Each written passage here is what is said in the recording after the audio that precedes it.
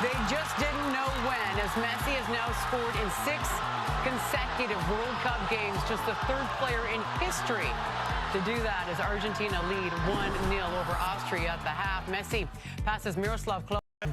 He has incredible composure to slot it away.